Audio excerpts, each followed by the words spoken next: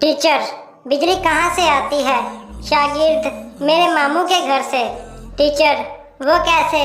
शागिर्द, जब बिजली जाती है तो बाबा कहते हैं सालों ने फिर बिजली बंद कर दी।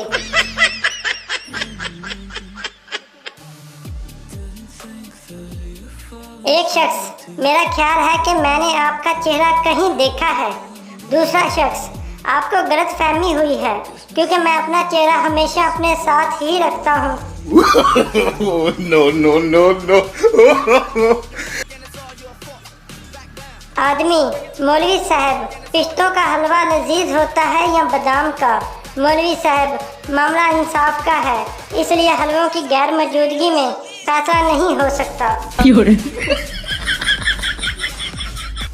मज़ीद ऐसी फ़नी वीडियोस देखने के लिए हमारा चैनल सब्सक्राइब करें और घंटी के बटन को प्रेस करें। शुक्रिया।